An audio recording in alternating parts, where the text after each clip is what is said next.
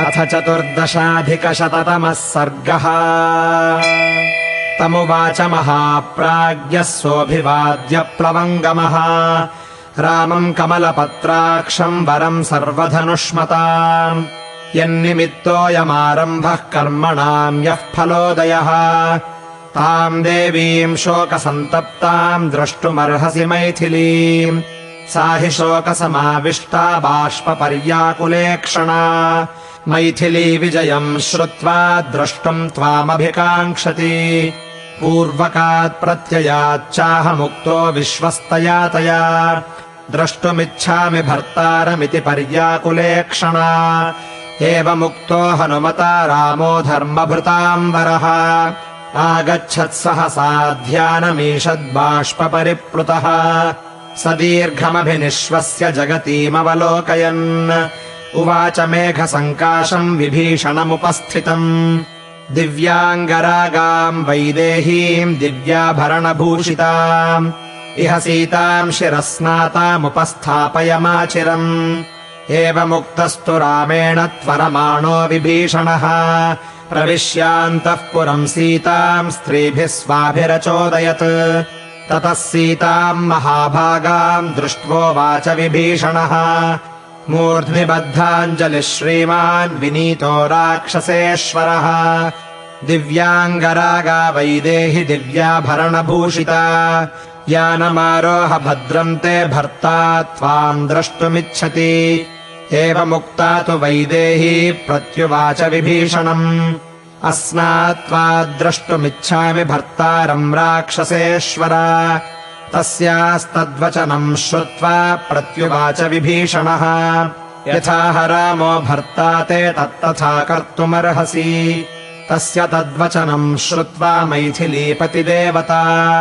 भर्तृभक्त्या वृता साध्वी तथेति प्रत्यभाषत ततः सीताम् शिरस्नाताम् संयुक्ताम् प्रतिकर्मणा महार्हाभरणोपेताम् महार्हाम्बरधारिणीम् आरोप्य शिबिकाम् दीप्ताम् परार्ध्याम्बरसंवृताम् रक्षोभिर्बहुभिर्गुप्तामाजहार विभीषणः सोऽभिगम्य महात्मानम् ज्ञात्वापि ध्यानमास्थितम् प्रणतश्च प्रहृष्टश्च प्राप्ताम् सीतान्यवेदयत् तामागतामुपश्रुत्य रक्षो गृहचिरोषिताम् रोषम् हर्षम् च दैन्यम् च राघवः प्रापशत्रुः ततो यानगताम् सीताम् सविमर्शम् विचारयन् विभीषणमिदम् वाक्यमहुष्टो राघवोऽब्रवीत् राक्षसाधिपते सौम्य नित्यम् मद्विजये रतः वैदेही सन्निकर्षम् मे क्षिप्रम् समभिगच्छतु तस्य तद्वचनम् श्रुत्वा राघवस्य विभीषणः तूर्णमुत्सारणम् तत्र कारयामास धर्मवित् कञ्चुकोष्णीषिणस्तत्र वेत्र झर्झरपाणयः उत्सारयन्तस्तान् योधान् समन्तात् परिचक्रमुः वृक्षाणाम् वानराणाम् च राक्षसानाम् च सर्वशः वृन्दान्युत्सार्यमाणानि दूरमुत्तस्थुरम् ततः तेषामुत्सार्यमाणानाम् निःस्वनः सुमहानभूत् वायुनोद्धूयमानस्य सागरस्येव निःस्वनः उत्सार्यमाणांस्ताम् दृष्ट्वा समन्ताज्जातसम्भ्रमान् दाक्षिण्यात्तदमर्षाच्च वारयामास राघवः सम्रम्भाच्चाब्रवीद्रामश्चक्षुषा प्रदहन्निव विभीषणम् महाप्राज्ञम् सोपालम्भमिदम् वचः किमर्थम् मामनादृत्य क्लिश्यतेयम् त्वया जनः निवर्तयेनमुद्वेगम् जनोऽयम् स्वजनो मम न गृहाणि न वस्त्राणि न प्राकारस्तिरस्क्रिया नेदृशा राजसत्कारा वृत्तमावरणम् स्त्रियाः व्यसनेषु न कृच्छ्रेषु न युद्धेषु स्वयंवरे न क्रतौ नो विवाहे वा दर्शनम् दूष्यते स्त्रियाः सैषा विपद्गता चैव कृच्छ्रेण च समन्विता दर्शनेनास्ति दोषोऽस्यामत्समीपे विशेषतः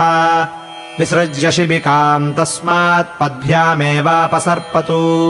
समीपे मम वैदेहीम् पश्यन्त्वेते वनौकसः एवमुक्तस्तु रामेण स विमर्शो विभीषणः रामस्योपानयत् सीताम् सन्निकर्षम् विनीतवत् ततो लक्ष्मणसुग्रीवौ हनूमांश्च प्लवङ्गमः निशम्य वाक्यम् रामस्य बभूवुर्व्यथिता भृशम् कलत्रनिरपेक्षैश्च इङ्गितैरस्य दारुणैः अप्रीतमिव सीतायाम् तर्कयन्ति स्म राघवम् लज्जया त्वबलीयन्ती स्वेषु गात्रेषु मैथिली विभीषणेनानुगता भर्तारम् साभ्यवर्तत विस्मयाच्च प्रहर्षाच्च स्नेहाच्च पतिदेवता उदैक्षतमुखम् भर्तुः सौम्यम् सौम्यतरानना अथ समपनुदन्मनः क्लमम् सा सुचिरमदृष्टमुदीक्ष्य वै प्रियस्य वदनमुदितपूर्णचन्द्रकान्तम् विमलशशाङ्कनिभानना तदासीत् इत्यार्षे श्रीमद् रामायणे वाल्मीकीये आदिकाव्ये युद्धकाण्डे 14अधिकशततमः सर्गः।